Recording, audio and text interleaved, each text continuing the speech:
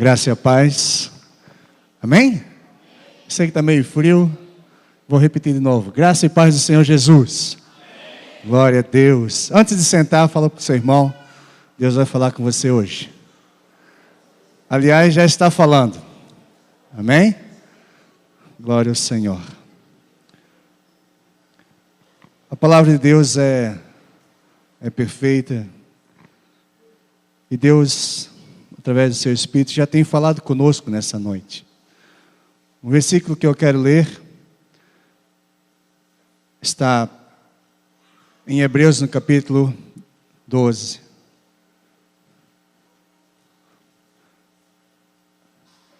Hebreus, no capítulo 12, e o verso 14, diz assim: esforcem-se para viver em paz com todos e para serem santos, porque sem a santificação ninguém verá o Senhor. Feche os seus olhos. Senhor, nós te louvamos nessa noite pela tua palavra. Nós temos cantado, temos falado, e o Senhor quer falar conosco através da tua palavra.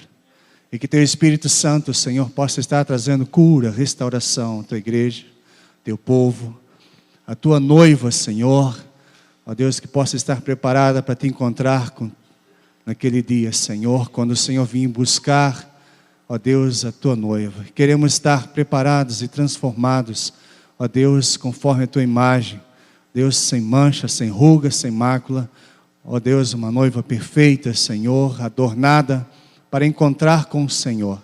Por isso, nessa noite, que teu Espírito Santo tenha liberdade de continuar falando conosco, poderosamente, em nome de Jesus. Amém? Glória ao Senhor. Eu gosto desse texto que foi falado aqui, foi citado algumas vezes na nossa ministração, né, durante o culto. Mas eu quero falar do contexto desse texto. Nós citamos ele: sem santificação ninguém verá o Senhor. Mas a primeira parte do versículo fala uma coisa importante: como nós podemos viver santificados? Diz: esforcem-se para viverem em paz com algumas pessoas, com aqueles que nós gostamos, com aqueles que fazem a nossa vontade, aqueles que não chamam atenção, aqueles, sei lá, que a gente é mais chegadinho. É isso? O que diz o texto? Esforcem-se para viver em paz com todos. Fala para o seu irmão: todos. E aqui é homem e mulher, viu? Não é só homem, não. Todos os homens, todas as pessoas. Deus quer que nós esforçamos. Então, se nós temos que esforçar, não é uma coisa que vem naturalmente. É uma coisa, como diz o pastor, é uma decisão que eu e você temos que tomar. E é isso que eu quero falar nessa noite. Mas esse é só um texto de introdução. Abra sua Bíblia aí em Judas. Judas, no capítulo, quer dizer, não tem capítulo. É um capítulo só, então. O capítulo, versículo 11. Judas, versículo 11. Diz assim: ai deles, pois seguiram o caminho de Caim, buscando lucro, caíram no erro de Balaão e foram destruídos na rebelião de Corá. Nós vivemos nos dias na face da terra difíceis, porque Jesus disse que nos últimos dias o amor de muitos se esfriaria. Amém? E isso é uma coisa que a gente tem visto naturalmente. Quando você sai de uma cidade pequena e vem para uma cidade grande, lá a gente cumprimenta todo mundo, né? Ô, vamos chegar, né? Mineiro fala assim: vamos chegar. Chegar quer dizer, vamos entrar na nossa casa, na minha casa, vamos ter um momento de prosa, vamos conversar um pouco.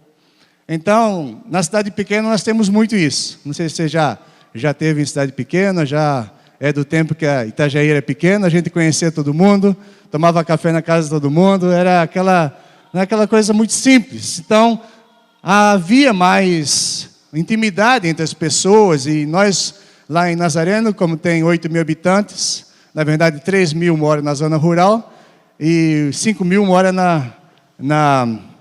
no centro, né, na cidade. E então nós conhecemos todo mundo, nos conhecemos lá. Então, se cai lá, não funciona a rádio, não precisa, né? Lá não precisa de jornal, porque não tem jornal na cidade, não tem sinaleira também. É porque não precisa, cidade pequena não precisa. Se acontece uma coisa ali na ponta, na outra ponta já sabe. Claro que aumenta um pouquinho, mas a notícia corre rápido, ou seja, as pessoas se comunicam o dia inteiro, se conversam, passam, né? Tudo é pequeno, tudo é fácil de fazer. Então, mas quando a gente vem para a cidade grande, né, a gente passa assim, a nossa vontade é ficar cumprimentando, né? Aí eu olho para o rosto das pessoas, né, para ver se elas olham para mim, elas passam assim, né? Aí, claro que não dá para olhar para o lado, que tem muito carro, vai bater, então as pessoas andam assim, não tem mais aquele amor, aquela comunhão, aquela coisa, né, de se conhecer mais. Às vezes a gente se encontra por aí, mas hoje, esse dia, eu encontrei o irmão, está ali, né? Então, mas nós nos encontramos mais, e isso, nós estamos vivendo tempos assim, temos que nos acostumar, ou melhor, sermos diferentes no meio de tudo isso. Mas eu quero falar uma coisa importante, que nós vivemos num mundo imperfeito, e por ser composto de pessoas imperfeitas, o resultado disso é que muitas vezes nós nos ofendemos. As ofensas vêm até nós. Às vezes até todo dia somos ofendidos, não é verdade? As ofensas cegam o nosso coração.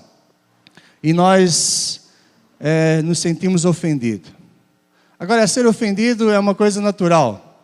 Agora, o problema é que o diabo tem usado a ofensa como uma isca. E o título da minha mensagem, se você quer colocar aí, é a isca de Satanás. A isca de Satanás se chama ofensa. Ofensa. Jesus ensinou na oração do Pai Nosso, perdoa nossos ofensores, né? Perdoa, como nós temos perdoado aqueles que nos ofendem. Jesus nos ensinou que a ofensa seria uma coisa natural do nosso dia a dia. Jesus foi muito ofendido, foi ou não foi? Quando Jesus veio aqui na terra, as pessoas ofendiam ele. Tu és filho de Deus, desta cruz, aí não é de nada. Tu é filho de Beelzebu. E falava um monte de coisa acerca de Jesus, né? Traidor, pecador, beberrão. Jesus foi insultado várias vezes. Mas Jesus, ele não entrou ou não caiu na isca que Satanás tenta lançar nas nossas vidas, como tentou lançar na vida dele. Então, nesse texto de Judas, meditando sobre ele, Deus nos revela que é a ofensa ou a isca que nos leva à morte, a isca de Satanás, é um processo. E esse processo não é de uma hora para outra, é um processo que ele tem algumas etapas, eu quero falar sobre isso. Qual é o processo que Satanás usa para nos matar espiritualmente? Para tirar eu e você da presença de Deus, para tirar eu e você do caminho do Senhor, da igreja do Senhor, e assim por diante, para nos separar de Deus. Judas aqui, na sua epístola, ele, no contexto, está falando sobre os falsos profetas. Você vai ler uma epístola pequena, né, só tem um capítulo, mas ele está falando sobre os falsos profetas. Mas especificamente nesse versículo número 11, eles fazem menção a 3 estágios em que a ofensa opera a morte. 3 estágios onde a ofensa gera a morte. A primeira, ele diz aqui, que seguindo o caminho de Caim. Primeiro processo, caminho de Caim. Segundo, buscando o lucro, caíram no erro de Balaão. E terceiro, foram destruídos na rebelião de Corá. Então, para nós entendermos esse texto, nós temos que entender as pessoas a qual Judas está se referindo. Ou o episódio que está relatando aqui, para que a gente possa entender. Então, eu quero que você abra comigo em Gênesis capítulo 4. Nós vamos falar de Caim, de Balaão e de Corá. Primeiro, Judas cita Caim. Vamos ler então um texto para nós entendermos o que Judas queria nos mostrar. No versículo 2 diz assim: voltou a dar à luz, e desta vez a Abel, irmão dele. Abel tornou-se pastor de ovelhas e Caim, agricultor. Passado algum tempo, Caim trouxe do fruto da terra uma oferta ao Senhor. Verso 4. Abel, por sua vez, trouxe as partes gordas das primeiras crias do seu rebanho. O Senhor aceitou com agrado a Abel e a sua oferta, mas não aceitou Caim e a sua oferta. Por isso, Caim se enfureceu e o seu rosto se transformou. O Senhor disse a Caim: por que você está furioso? Por que se transtornou o seu rosto? Se você fizer o bem, não será aceito, mas se não o fizer, saiba que o pecado o ameaça à porta. Ele deseja conquistá-lo, mas você deve dominá-lo. Disse, porém, Caim ao seu irmão Abel: vamos para o campo. E quando estavam lá, o que aconteceu? Caim atacou o seu irmão Abel e o matou.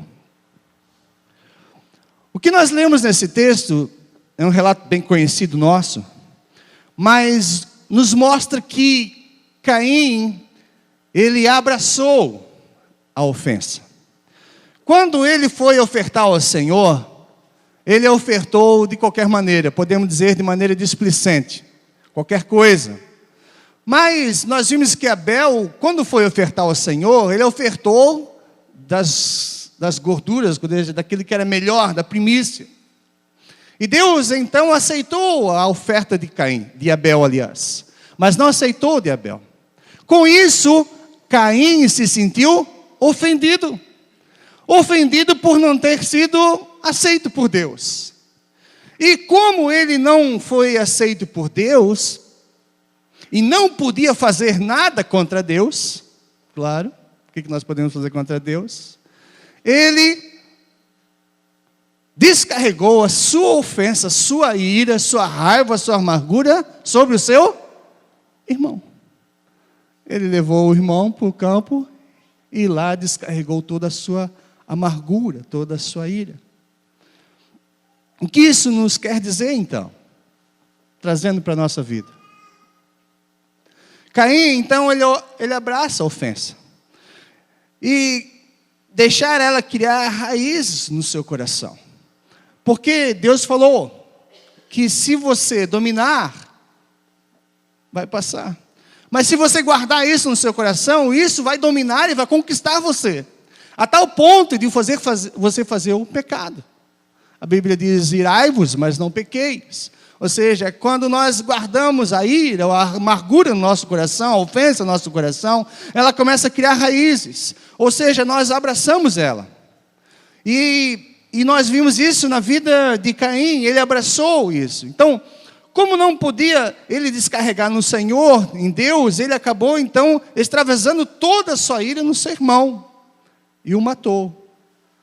E o que nós aprendemos aqui, que quando nós guardamos no nosso coração a ofensa, quando nós guardamos no nosso coração a ofensa, a amargura, isso nos separa de Deus. Isso nos separa da comunhão com o Senhor, em primeiro lugar, e depois nos separa da nossa comunhão com o irmão. Por isso a Bíblia diz, segui a paz com todos, e sem a santificação ninguém verá o Senhor. Se você ler o versículo 15 de Hebreus, no capítulo 12, que nós lemos no princípio, você vai ver que ali fala de outra pessoa, Esaú. Ele guardou no seu coração amargura pelo seu irmão Jacó ter o traído, ter o enganado. E aquela amargura destruiu a vida de Esaú, ele perdeu a sua primogenitura, ele perdeu as bênçãos do Senhor, e diz que depois ele tentou com lágrimas ir atrás da bênção do Senhor e não conseguiu mais, mas porque o seu coração estava afastado de Deus, porque ele deixou entrar no seu coração a amargura, a ofensa. Quando nós abraçamos a ofensa, nós então estamos entrando no caminho de Caim. O caminho de Caim é um caminho de morte, é um caminho de separação de Deus, é um caminho de separação dos nossos irmãos. E isso vai levar-nos à morte espiritual. Agora, o segundo que Judas fala é o amor ao lucro de Balaão. Vamos ler então quem é Balaão. Balaão está lá em Números, no capítulo 22. As crianças conhecem bem essa história, na escola dominical. Nós aprendemos, e também nós aprendemos que a jumenta, a mula de Balaão, fala com ele, não é? Se lembra dela? Quando a gente não ouve a voz do Senhor, e nem vê o anjo, a mula fala com a gente. Balaão. Quem foi Balaão? No capítulo 22, quero ler o versículo 5 e 7, diz assim, capítulo 22 de Números, capítulo 22, versículo 5 em diante, nos diz assim a palavra do Senhor. Vamos ler o 4. Então os moabitas disseram aos líderes de Midian: essa multidão devorará tudo o que há ao nosso redor, como o boi devora o capim do pasto.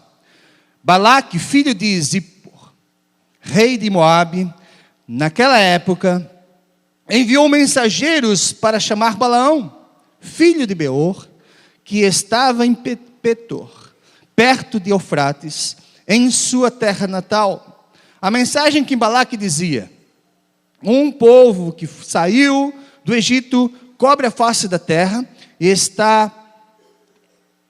se estabeleceu perto de mim. Venha agora lançar uma maldição contra ele, pois é forte demais para mim. Talvez então eu tenha condições de derrotá-lo e de expulsá-lo da terra, pois sei que aquele que você amaldiçoa é amaldiçoado, e aquele que você abençoa é abençoado. Os líderes de Moabe e os medianitas partiram levando consigo a quantia necessária para pagar os encantamentos mágicos. E quando chegaram, comunicaram a Balaão o que Balaque tinha dito. Balaão era um profeta de Deus, um homem que ouvia a voz de Deus, um homem que tinha comunhão com Deus, mas ele foi contratado pelo rei de Moabe, Balaque, a amaldiçoar o povo de Israel, que estava indo em direção a eles para conquistar e dominar toda a terra. Então, com medo, ele contrata Balaão, um homem de Deus. Balaão, então, pergunta a Deus: Deus, eu devo ir para amaldiçoar o povo de Israel? Deus falou: de jeito nenhum, não vais a ele. Então, os mensageiros voltaram para Balaque e falaram: Balaque, ele não vem não. E aí Balaque falou: não, vamos fazer uma coisa melhor. Vou colocar pessoas mais importantes e vou te dar tudo que você precisar para você fazer isso. Então, quando Balaque ouve isso, no versículo 11, versículo 15, aliás, 17: porque recompensarei generosamente e farei tudo o que você me disser. Venha, por favor, e lance para mim uma maldição contra esse povo. E aí, então, mais uma vez ele foi consultar o Senhor disse não, mas ele foi. Montou na sua jumenta e foi. No caminho, o que acontece? O anjo aparece a Balaão, mas Balaão estava tão obstinado pela recompensa, pelo lucro, de aquilo que ia ganhar de Balaque, que ele não ele continua, ele não consegue ver a vontade de Deus, e por não ver o anjo, ele começa a bater na jumenta, e bate por 3 vezes nela, e depois Deus abre os olhos de Balaão, e ele consegue ver o anjo, cai com o rosto em terra, e aí diz que pecou. Mas mesmo assim ele continua. Ele vai. E ele tenta amaldiçoar Balaão pelo menos 5 vezes. O primeiro oráculo de Balaão, o segundo, o terceiro, o quarto e o último, o quinto. Por 5 vezes, e cada vez que ele abre a sua boca, ele não consegue lançar, porque não há encantamento para o povo de Deus. Amém? Não há maldição, nenhuma maldição cai e vem sobre nossa tenda, quando nós estamos debaixo das poderosas mãos de Deus. Salmo 91. Quando eu habito na sombra dos esconderijos do Altíssimo, mal nenhum chegará à minha casa. Ou seja, o diabo não pode nos tocar quando nós estamos na presença de Deus. Então Balaão tentou amaldiçoar o povo por causa de dinheiro, de recompensa, mas não conseguiu. Mas Balaão, então, depois do quinto bênção, que ele foi amaldiçoar, abençoou, então ele vai embora. No capítulo 24, lá no final, então, Balaão se levantou e voltou para casa, e Balaque, então, seguiu o seu caminho. Mas se você ler o capítulo 25, você vai ver, então, versículo 1 diz: enquanto Israel estava em Sitim, o povo começou a entregar-se à imoralidade sexual com as mulheres moabitas. E a Bíblia continua dizendo que por causa disso eles começaram a adorar outros deuses, e por causa disso Deus enviou uma praga que 24 mil homens morreram. Então a bênção, a maldição de Balaão alcançou eles. Não. Balaão, no capítulo 31, um pouco mais na frente, nos fala o que Balaão fez, já que ele não conseguiu amaldiçoar o povo de Israel. Capítulo 31, versículo 16, diz assim: foram elas, as prostitutas, as mulheres imorais, prostitutas, que seguiram o conselho de Balaão e levaram Israel a ser infiel ao Senhor no caso de Peor, de modo que uma praga feriu a comunidade do Senhor. Balaão não conseguiu amaldiçoar, mas ele deu um conselho a Balaque: envia prostitutas para o meio do povo, e se eles se prostituírem com essas mulheres, aí Deus vai amaldiçoar. Deus não pode, o diabo não pode tirar você da presença de Deus, meu irmão. Mas quando você dá legalidade a ele, quando você peca, você dá legalidade a ele tocar na sua vida. E Balaão sabia disso, porque ele era um homem de Deus. Ele sabia que para estar guardado e protegido pelo Senhor, ele precisava viver em santidade na presença do Senhor.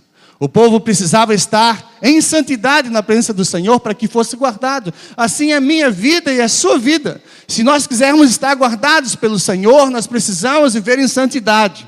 Sem a santificação, ninguém verá o Senhor. Deus diz: eu sou santo, santo e santo. E entre na minha presença e sede santos vós também. Ou seja, o que Deus quer para nós é que o seu povo seja um povo santo. Mas para andar na santidade, ele precisa obedecer a palavra de Deus e não se abster da graça de Deus. E aqui, o que nós vimos, trazendo para a nossa vida, que Caim, então, ele abraça a ofensa. E outro processo, o segundo processo, o processo que nós encontramos aqui, é a força motivadora da ofensa. Qual é a força motivadora da ofensa? É o amor ao lucro. Balaão, ele foi atrás da proposta que lhe daria mais ganhos. Diante da escolha em obedecer a Deus, em obedecer a Balaque, ele obedeceu a Balaque por causa do dinheiro. Por causa do ganho. O que isso tem a ver com a minha vida? A aplicação para nós aqui acontece no processo de não recebermos o que nós pensamos merecer. Quando nós somos ofendidos, nós falamos assim: eu não vou aceitar essa ofensa. Eu tenho a razão. Eu não vou sair perdendo dessa, porque eu tenho a verdade. Eu sou merecedor de algo, e não disso que está fazendo comigo. Quando nos ofende, nós tentamos então nos defender. A Bíblia diz que nós temos um advogado que nos defende diante do Pai. E não somos nós, é Jesus. Amém? Na nossa caminhada cristã, nós temos aprendido uma coisa. Muitas vezes o diabo tenta nos tirar da presença dele, levantando pessoas para nos parar, para nos ofender e para tirar de nós a comunhão de Deus. Se nós abraçamos a ofensa, nós guardamos no coração a raiz da amargura e depois, o segundo passo, nós queremos nos defender. Eu tenho a razão. Eu vou mostrar para ele quem é que tem a razão aqui. Ou seja, isso significa o lucro de Balaão. Nós não queremos estar perdendo. Eu não quero estar por baixo. Mas Jesus nos mostra um caminho diferente. Jesus não usou com usurpação o ser igual a Deus. Mas antes se esvaziou, se humilhou, se tornou homem como nós e foi obediente até a morte e morte de cruz. Jesus diz uma coisa: aprendei de mim que sou manso e humilde de coração. Se nós não tivermos um coração humilde, se nós não nos humilharmos diante da vontade de Deus, nós não seremos santificados. Nós queremos sempre ter a razão. E é por isso que hoje nós encontramos tantas pessoas, eu estou falando de crentes, cristãos, crentes em Cristo Jesus, ofendidos, magoados, cheios de amargura no seu coração, porque guardaram no seu coração ofensas, e acham que eles não deviam ser magoados. E eu concordo que nós não devemos ser magoados, porque a Bíblia diz que nós não devemos magoar ninguém, nós devemos amar uns aos outros, mas vai acontecer porque o diabo usa isso como isca, para nos tirar da presença do Senhor. Se você guardar no seu coração, como Esaú guardou, como Caim guardou, nós vamos perder a bênção de Deus. E essa é uma isca, porque o diabo ele veio para matar, roubar e destruir. E ele não vai fazer isso de cara, ele vai armar ciladas. A Bíblia diz que nós devemos estar fortalecidos no Senhor, estar preparados para as ciladas que o diabo vai colocar na nossa frente. Aí que você pensa que cilada, como é que é a cilada? Como é que é a cilada? Vai abrir um buraco ali para você cair? Né? Não. O diabo, ele usa pessoas, ele usa circunstâncias, mas principalmente pessoas. E eu quero dizer pessoas, às vezes, que são pessoas próximas de nós. Pessoas que estão ao nosso lado, às vezes. Porque, às vezes, alguém falar mal de você, que está lá do outro lado, não te conhece, você não está nem daí. Mas quando isso vem de dentro da sua própria casa, quando isso vem do lado que você está, às vezes dentro da igreja, você se sente ofendido, porque aquela pessoa é uma pessoa de confiança. Eu imagino Jesus, dentre todos os homens, ele escolheu 12 homens para andar com ele, e dentre 12 homens, um deles o traiu. Jesus esteve com eles 3 anos, escolheu ele para ser um dos apóstolos, mas aquele homem o traiu. Por que o traiu? Por amor ao lucro. Quanto é que eu vou ganhar para esse cara aí? Ele vale bastante, né? Vendeu Jesus por 30 moedas de prata. Mas o coração dele sempre foi voltado para o lucro. Ele não queria perder. Se lembra quando aquela mulher derramou aquele óleo nos pés de Jesus e ungiu Jesus, a cabeça de Jesus? Ele falou assim: por que não vendeu esse perfume tão caro por 300 denários, nós ia darmos os pobres? Mentira, é porque ele guardava a bolsa, a Bíblia explica sobre isso. Ele cuidava do dinheiro, e quando fosse vender 300 denários, ele ia passar a mão nos 300 denários e ia ficar para ele. Ele estava pensando não nos pobres, ele estava pensando nele mesmo. E esse era o coração de Judas, que estava junto com Jesus todos os dias, vendo milagres, vendo Jesus falar, vendo Jesus ensinar, vendo Jesus perdoar. Ele viu Jesus, ele tocava em Jesus, comia junto com Jesus e o traiu, porque estava cego por causa da obstinação pelo lucro. Às vezes pode ser que você não tenha obstinação pelo lucro, pelo dinheiro, mas você, às vezes, não quer sair perdendo. E por não querer sair perdendo, você quer tirar forra, você quer ir para cima, você quer ter razão. E aí você vai bater de frente com as pessoas. Mas Paulo ensina uma coisa: a nossa luta não é contra carne e sangue. Eu quero dizer para você que a sua luta não é contra a sua esposa, contra o seu marido, contra o seu filho, contra o seu pai, contra o seu patrão, contra o seu empregado, contra as circunstâncias que estão aí. Nossa luta não é contra seres humanos. Nossa luta é contra Satanás. Ele acha brecha na vida dessas pessoas. Em vez de nós odiarmos a Satanás, nós odiamos as pessoas que o diabo usa às vezes. Às vezes essas pessoas fazem coisas sem saber, porque Jesus falou: Pai, perdoa, porque eles não sabem o que fazem. Eles não estavam sabendo o que estavam fazendo com Jesus. Alguns pensavam que estavam fazendo o que era certo. Tanto é que quando Pedro, cheio do Espírito Santo, lá em Atos dos Apóstolos, começa a falar: vocês crucificaram Cristo, vocês o levaram para a cruz. A Bíblia diz que eles se compungiram o coração e pediram: Pedro, o que nós vamos fazer agora? E Pedro fala uma coisa que todos nós devemos fazer: arrependam-se, mude de vida, mude de atitude. Tome uma posição na sua vida e não deixe que o diabo leve o seu coração à destruição, à morte. Então, esse é o segundo processo que o diabo nos leva. Primeiro é Caim, a ofensa, abraçar a ofensa. Segundo, a força motivadora da ofensa é o amor ao lucro, não querer sair perdendo. E o terceiro é a rebelião de Corá. Capítulo 16, volta atrás aí. De Números. Diz assim o texto. 16, versículo de 1 ao 3. Diz: Corá, filho de Izar, neto de Coate, bisneto de Levi, reuniu Datã e Abirão, filhos de Eliabe, e On, filho de Pelete, todos da tribo de Ruben. E eles se insurgiram contra Moisés. Com eles estavam 250 israelitas, líderes bem conhecidos na comunidade de Israel, e que haviam sido nomeados membros do concílio. Eles se ajuntaram contra, diga aí, contra Moisés e Arão.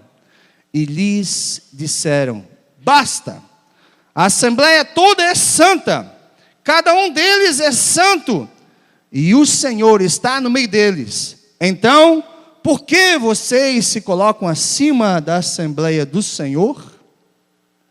Interessante. Quem era Corá? Datã e Abirão. Eram homens líderes, reconhecidíssimos na comunidade de Israel. Eles tinham posição de líderes dentro do povo, dentro da nação, dada por Deus. Deus os tinha separado eles para serem líderes. Mas eles não estavam satisfeitos com a posição que Deus tinha colocado eles, e eles queriam uma posição mais. Veja no versículo 9.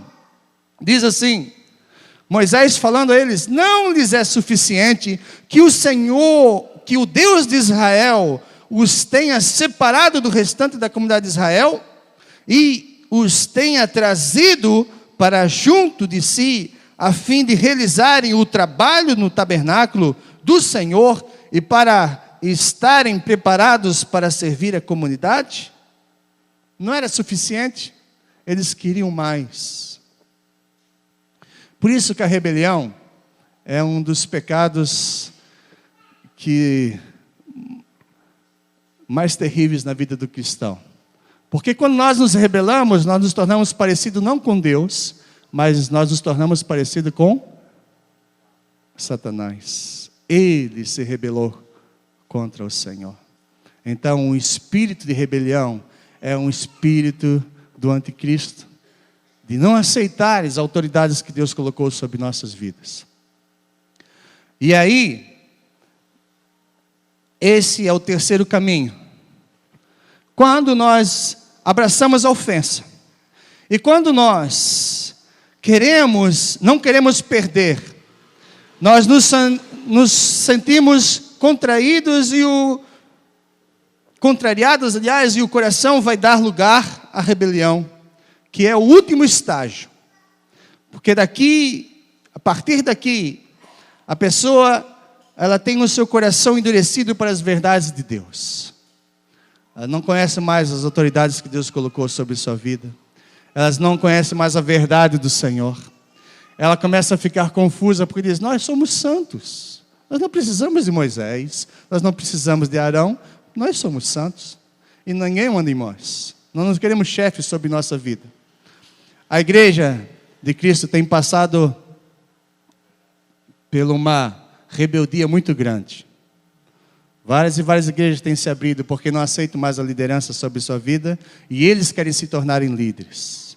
Se Deus os chamou para serem assim, amém, estão debaixo da bênção.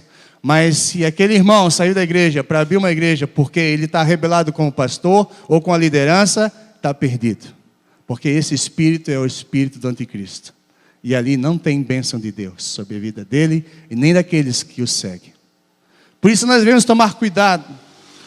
Aqui nós vimos então que Corá é aquele que representa a rebelião contra as autoridades, contra as verdades de Deus. Rejeita então a comunhão com os irmãos na fé. E aí por fim começa a rejeitar a autoridade constituída por Deus sobre sua vida e não se satisfazendo com a posição que ele tinha como líder, bem reconhecido e membro, como era aqui Corá do concílio. Agora ele queria o sacerdócio. É isso que ele queria. Ele não queria só trabalhar, mas ele queria ser sacerdócio. Se lembra do rei Saul? Por que Deus rejeita Saul como rei? Porque Saul foi oferecer um sacrifício que só o profeta Samuel podia fazer. Era trabalho de sacerdote e não trabalho de rei. Quando Samuel demora a chegar, lá no capítulo 15 de 1 Reis, ele mesmo, 1 Samuel, ele mesmo sacrifica ali e faz o sacrifício. E Deus falou assim: você rejeitou a Deus, eu rejeitarei você. Meus irmãos, nós devemos ter temor e tremor no nosso coração, nos levantarmos contra as pessoas que Deus constituiu sobre nossas vidas. E às vezes dentro do nosso ministério, às vezes dentro da nossa igreja, às vezes dentro do nosso próprio lar, o marido é o cabeça da esposa, os pais são os cabeças dos filhos, estão sobre os filhos. Cristo é o cabeça do homem. Quando você se rebela contra Cristo, e Cristo constitui líderes para estar sobre sua vida, nos ministérios, o que nós fizemos muitas vezes é nos sentir ofendido e aí queremos ganhar e depois nos rebelamos contra. E a consequência é morte. Porque se você continuar lendo o que aconteceu com Corá, Datã, Abirão e aqueles 250 homens, a Bíblia diz que a terra se abriu e eles foram vivos para o inferno. Vivos para os Hades. Imagina, morto para o Hades é uma coisa, agora vivo, nem experimentou a morte. Ou seja, está falando sobre morte espiritual. Quando Judas diz que nós devemos ter cuidado para que essa isca de Satanás não alcance o nosso coração, ele estava falando sério, irmãos. Ele estava dizendo para nós como uma advertência. E é interessante que quando eu estava lendo esses textos, eu estava vendo, todas elas Deus deu oportunidade para eles se arrependerem. Deus falou com Caim: Caim, cuidado que o pecado está à porta, cumpre a ti dominá-lo. Deus falou para ele: cuidado. Deus falou para Balaão: Balaão, cuidado, Balaão, eu não estou te enviando para lá, cuidado, Balaão. Deus tentou avisar Balaão, Deus tentou falar com Balaão até através de uma mula, para ver se ele ouvia a palavra de Deus. E aqui Deus estava falando através de Moisés, falando para Corá: Corá, cuidado, esse caminho é um caminho de morte. Esse caminho é um caminho que leva você para longe de Deus, para longe da comunhão. O que nós temos que entender, irmãos, que Deus sempre está nos avisando. Deus está mostrando para nós. esse caminho é o caminho errado. Esse caminho é o caminho de morte. Por que Deus faz isso? Porque Ele nos ama. Porque Ele não quer perder você. Ele morreu lá na cruz do Calvário para que você tivesse vida. Ele morreu lá na cruz do Calvário, Ele veio para destruir as obras do diabo. E uma das obras do diabo é a ofensa. É a inimizade entre os irmãos, é a rebelião, é abraçar a ofensa e ficar amargurado. É isso que Satanás tem lançado muitas vezes no nosso coração, como irmãos. E aí, isso começa a causar nos nossos corações desconforto, nós não sentimos mais a presença de Deus, nós vamos à igreja por ir, as coisas não estão bem mais na nossa vida, nós começamos a acontecer coisas ruins, coisas difíceis. É Deus tentando fazer alguma coisa para que a gente abra os olhos. Porque todas as coisas cooperam para o bem daqueles que amam a Deus. Deus começa a colocar circunstâncias na nossa vida, para eu e você aprendermos, para nós entendermos que o caminho de Deus é um caminho melhor. É um caminho de bênção, mas se nós não abrirmos nosso coração, nós acabamos assim. Mas não quero terminar assim. Como nós podemos então evitar de morder a isca de Satanás? 3 coisas. Primeiro, não deixe a ofensa se tornar em amargura. Fala para o seu irmão. Não deixe a ofensa se tornar em amargura. Vamos ler lá de novo. Hebreus, capítulo 12. 11, aliás. 12. Hebreus 12. Quero ler 14, 15. Hebreus 12, 14, 15 diz: esforcem-se para viver em paz com todos e para serem santos. Sem a santidade ninguém verá o Senhor. E aí ele diz como nós vamos nos esforçar para viver em paz. Como? Versículo 15. Cuidem que ninguém se exclua da graça de Deus, que nenhuma raiz de amargura brote e cause perturbação, contaminando a muitos. Versículo 16, que não haja nenhum imoral ou profano como Esaú, que por uma única refeição vendeu os seus direitos de herança como filho mais velho. E ele fala o autor dos Hebreus nos diz uma coisa importante. Como é que eu vou viver em paz com todos os homens? Como é que eu vou viver uma vida em santificação? Cuidando para não deixar que a amargura brote no meu coração. Cuide para que a amargura não brote no seu coração. Amém? Obrigado, pastor. Cuide para que a amargura não brote no seu coração. Você vai ser ofendido. É uma coisa nova? Não. Mas você vai ser ofendido. Nós pensávamos assim, depois que eu vou para a igreja, lá só tem santo, assim, né? Todo mundo é santo. Eu pensei isso quando eu fui para o seminário. Fui para o seminário, todo mundo vai buscar Deus, vai orar, vai ler a Bíblia, vai estudar. Vão ser tudo crente, assim, né? Já tem até a auréola, né? Assim, são santos, santa. Mas era no seminário que eu mais sofri. Que mais eu fui ofendido, que mais coisas aconteceram na minha vida. Eu pensava que não tinha isso lá, mas tinha. Depois, né, como igreja, aprendi também que na igreja também existem pessoas que vão nos ofender. Que por um motivo ou outro, sei lá o que vai acontecer ofensas. Mas todos nós seremos ofendidos. Jesus disse, perdoe meus ofensores, meus devedores, assim como eu tenho perdoado aqueles que me ofendem. Jesus já falou que aconteceria isso. E é uma das coisas da igreja. É uma coisa própria do ser humano. Não é normal, não. Não deveria ser assim, não. Mas nós somos imperfeitos pecadores. E isso acontece. E nós temos que aprender a conviver com isso. Amém? Para nós aprendermos, nós não podemos deixar que a amargura crie raiz, que a ofensa crie raiz de amargura no nosso coração. Como criou na de Caim. Por isso ele matou Abel. E depois foi amaldiçoado. Amém?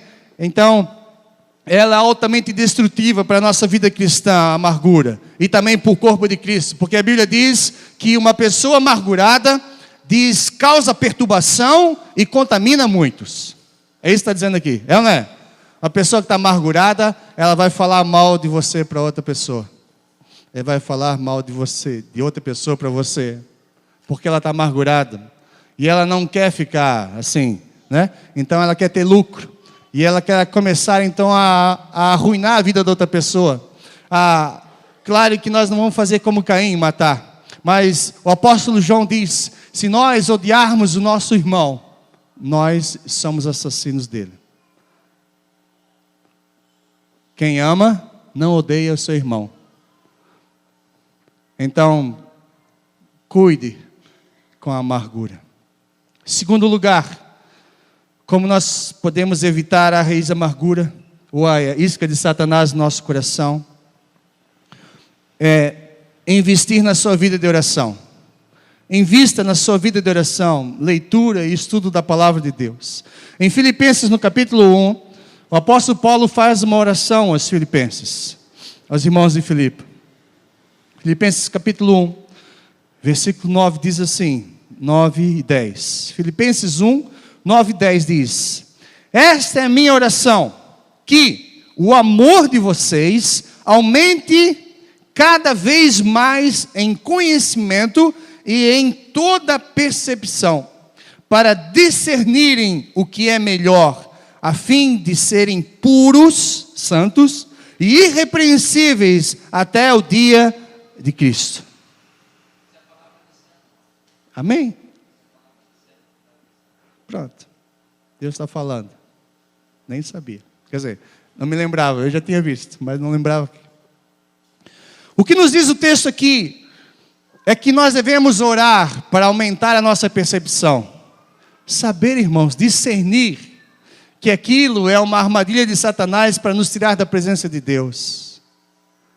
Para nós discernirmos, existe o mundo espiritual. A única coisa que nos dá sensibilidade de sabermos a vontade de Deus é quando nós estamos em comunhão com Ele. Porque um dos frutos do Espírito é discernimento do Espírito. Você tem que aprender a discernir as coisas. Discernir quem está falando, por que está falando, o que está acontecendo, qual é o que está acontecendo por trás de tudo aquilo. Saber que às vezes é aquilo que Deus está usando. Discernir, irmãos. José soube discernir que a traição dos seus irmãos foi um propósito de Deus para a sua vida. Agora, você ser traído é propósito de Deus? Para José foi. Judas traiu Jesus, era propósito de Deus, aí daquele que fizesse. Mas ele era um propósito, porque Judas foi traído e entregado para os... Na hora que Deus usou a traição de Judas para cumprir o plano do seu filho, no seu filho Jesus. Meu irmão, quando você ora, tem percepção, você consegue perceber as coisas. Entender que por que aquilo está acontecendo, Deus às vezes quer usar aquela situação para tratar na sua vida, para tratar no seu caráter, para tratar na sua vida. Como é que nós nos tornamos puros, irmãos? Como é que você se torna puro? Orando 24 horas por dia? Dia e noite? Não. Nós nos tornamos puros através das provas, através das circunstâncias difíceis. O ouro só fica puro quando ele passa pelo fogo, é derretido. E assim Deus faz conosco. Nós somos provados todos os dias, glória a Deus, porque Deus quer fazer de nós alguém melhor. Tende por motivo de toda alegria o passarem por várias provações. Porque Deus está transformando o nosso caráter. O seu caráter precisa ser transformado. Você aceitou Jesus, mas você está cheio de coisa ruim aí. Todos nós temos coisas ruins no nosso coração. Todos nós temos defeitos que precisam ser corrigidos. E como vão ser corrigidos se não passam pela prova? Se não aceitam Deus trabalhar e tratar nosso caráter? Nós queremos achar que nós devemos ser do jeito que nós queremos. Nós não queremos perder, nós não queremos nos humilhar. E aí nós nos levantamos e nos rebelamos contra Deus. E rebelar contra Deus é o espírito de Satanás e não o espírito de Cristo. Porque o Espírito de Cristo, Jesus nos mostrou, ele tem um outro Espírito. O Espírito de Jesus é um Espírito humilde e ele obedeceu. Amém, irmãos? Está difícil de sair, amém, né?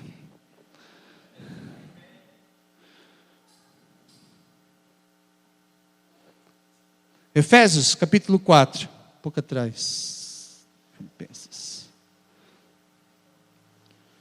Versículo 4, capítulo 4, aliás, versículo 29, diz: nenhuma palavra torpe saia da boca de vocês, mas apenas a que for útil para edificar os outros, conforme a necessidade, para que conceda graça aos que a ouvem. Versículo 30. Não entristeçam quem? O Espírito Santo de Deus, com o qual vocês foram selados para o dia da redenção. Como nós não vamos entristecer o Espírito Santo? A própria Bíblia fala, versículo 31. Como? Livrem-se de toda amargura, indignação, ira, gritaria, calúnia, bem como de toda maldade. Sejam bondosos e compassivos uns para com os outros. Como? Como? Perdoando-nos uns aos outros ou mutuamente. Como? Deus os perdoa. Jesus perdoou você, irmão? Amém? Você tem que perdoar o seu irmão. Porque na oração do Pai Nosso, não termina lá no amém, né? A glória seja dada para Ele, é sempre amém. Jesus volta no assunto depois, versículo 14. Porque se vós não perdoardes os vossos irmãos, as vossas ofensas, tampouco o vosso Pai Celestial vos perdoará. Mas se perdoarem os seus irmãos as suas ofensas, o Pai de vocês o perdoará. Você quer ter os seus pecados perdoados? Amém? Você precisa perdoar o seu irmão. Você precisa perdoar o seu irmão. Perdoa ele, irmão. Faça como Jesus fez na cruz. Pai, perdoa porque não sabem o que fazem. Perdoa. E perdoar é abrir mão do direito. Como Paulo pediu a Filemão, a Onésimo, por Filemão. Perdoa ele. Filemão, Onésimo, perdoa ele. Perdoa. E se ele te fez alguma coisa errada, eu vou pagar você. Eu vou restituir o que ele fez. Mas perdoa ele, libera ele. E liberar perdão é isso, irmão. A igreja precisa liberar perdão. Te ofenderam? Perdoa. Não guarda no seu coração. Longe de vós, a Bíblia diz longe de vós amargura. Não entristeçam o Espírito Santo de Deus. O Espírito Santo está trabalhando no coração de vocês, está fazendo a obra, mas vocês entristecem quando vocês guardam nos seus corações. Aqui, livrem-se da amargura, da indignação, da ira, da gritaria, da calúnia, de falar mal, de maldade quanto ao irmão. Livre-se disso. Esse é o espírito de Satanás, não é o espírito de Deus. A igreja de Cristo foi chamada para abençoar e não para amaldiçoar. Não para falar mal um dos outros, mas sim para abençoar uns aos outros. Nós somos chamados para ser um povo que abençoa e não amaldiçoa. O apóstolo Tiago nos diz isso: como pode uma fonte de água boa jorrar água ruim ou água amarga? Não pode, irmãos. Ou nós somos lavados e redimidos pelo sangue de Cristo e perdoamos, liberamos e colocamos na conta de Deus. Deus Pai perdoa, é o Senhor que vai fazer a obra, não sou eu. Entrega nas mãos do Senhor.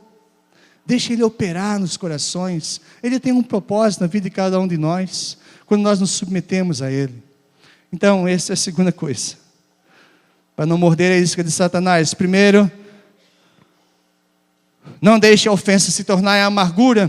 Segundo, invista na sua vida de oração.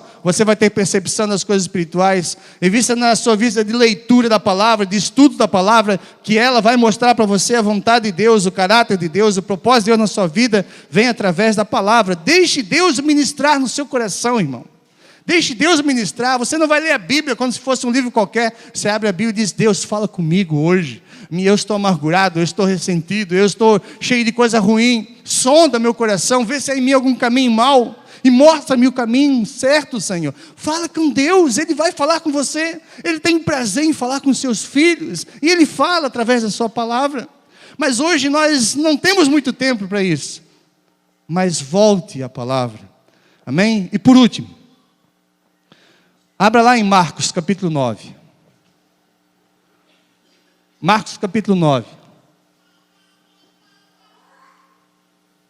Aleluias. Versículo 49.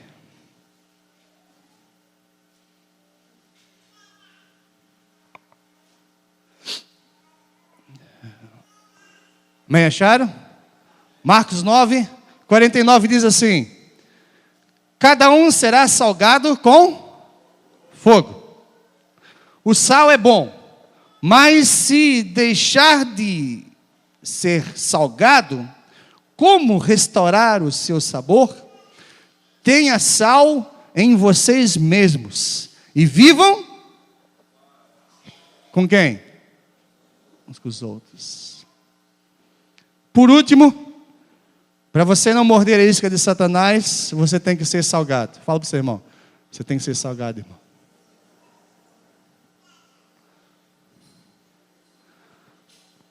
Ser salgado não é ser amargo. Ser salgado não é ser amargo, porque nós somos salgados com fogo. Ser salgado é aprender com as experiências. Amém? As experiências nos tornando mais parecidos com Jesus. Ser amargo é guardar ofensa, rancor no nosso coração. Mas ser salgado é aprender com a experiência. Aprender com as experiências. E eu quero terminar com esse versículo em Hebreus capítulo 5. Hebreus capítulo 5. Nós vamos orar.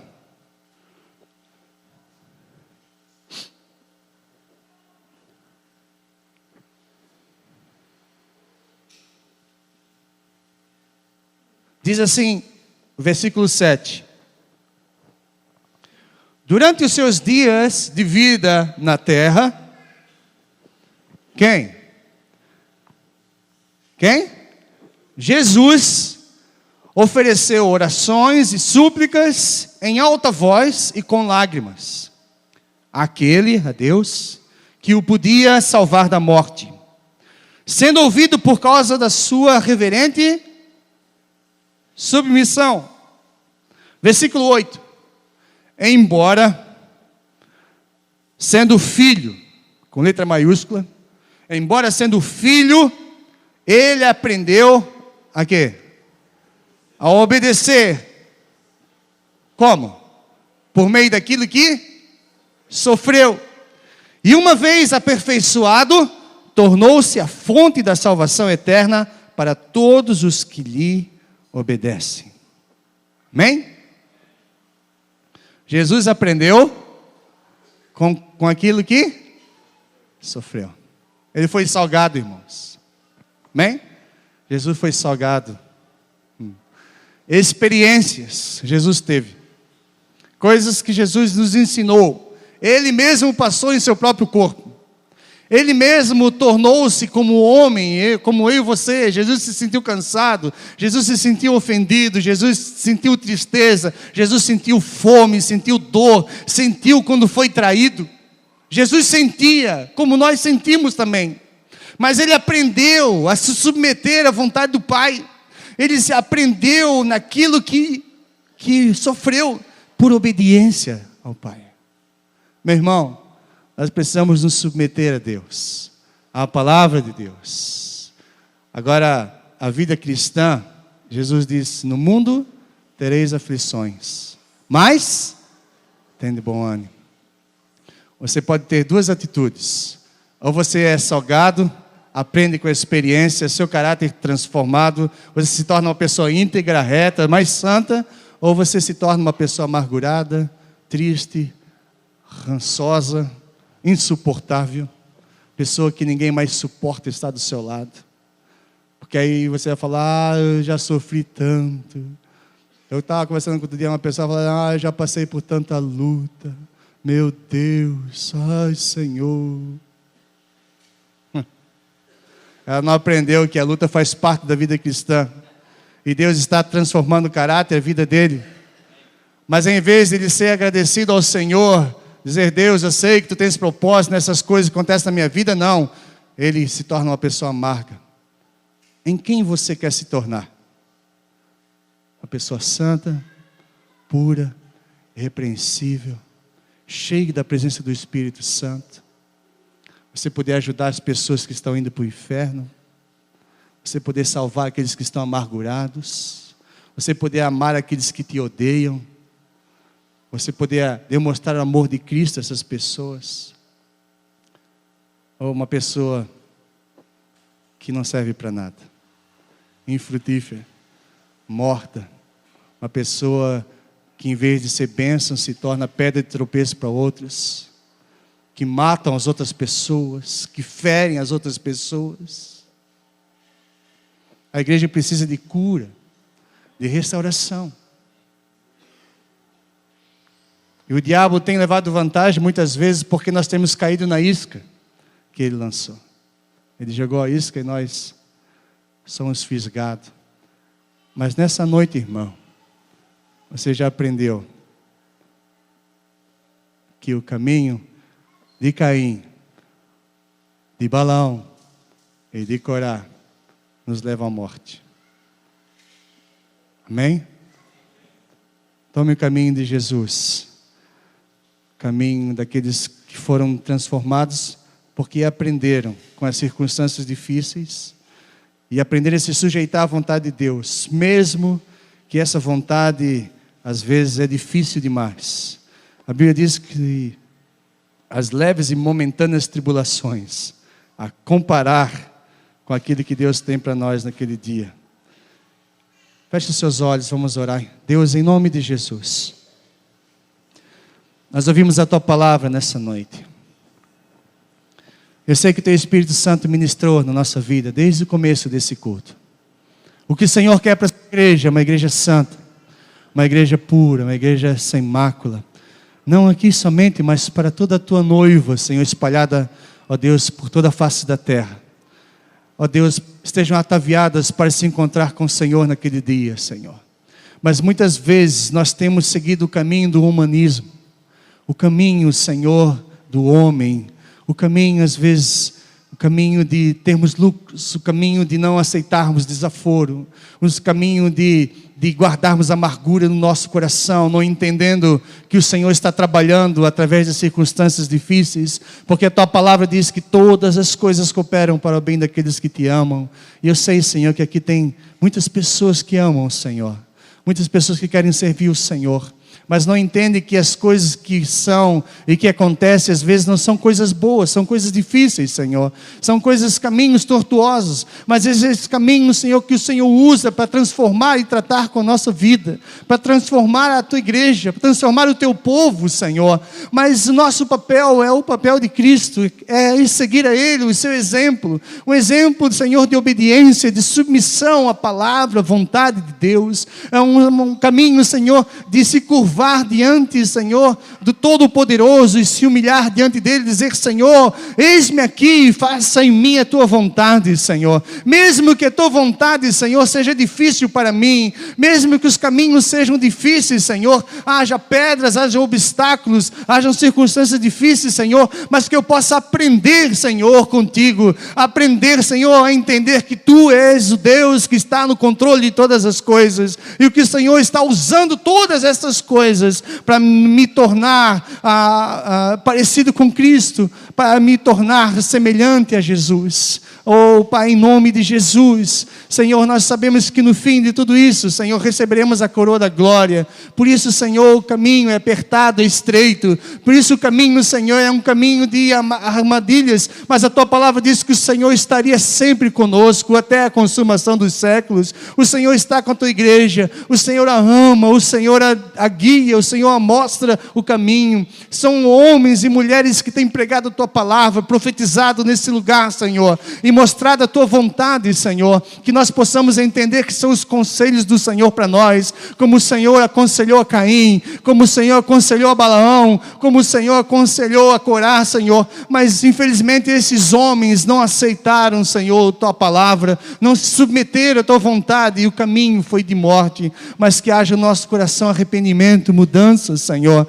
Deus, nós queremos em nome de Jesus, lançar sobre o Senhor tudo aquilo que, ó Deus, vem sobre nossas vidas, tentando nos separar de Ti, Senhor. Todas as amarguras, decepções, momentos difíceis, Senhor. Deus, queremos lançar sobre o Senhor. A Tua palavra diz: vinde a mim todos vós que estão cansados, sobrecarregados, eu vos livrarei. O Senhor vai nos dar paz, vai nos dar força, vai nos dar graça. Nós não queremos, Senhor, nos excluir da Tua graça, Senhor, porque sem a Tua graça nós não vamos conseguir chegar lá, Senhor. Sem a Tua presença, Senhor, nós não vamos chegar lá, Senhor. Por isso, Senhor, reverte em nós, reverte-nos de novo, Senhor. Ó Deus, cura, nos restaura, Senhor, como igreja do Senhor. E que todas essas iscas que Satanás tem lançado, que possamos, Senhor, discerni-las, amar as pessoas, Senhor, amar elas, Senhor, independente daquilo que elas fazem, Senhor. Orar por elas, clamar, Senhor, e dizer: Senhor, Deus, faça a Tua vontade em nós. Ministra, Senhor, os nossos corações, como igreja do Senhor.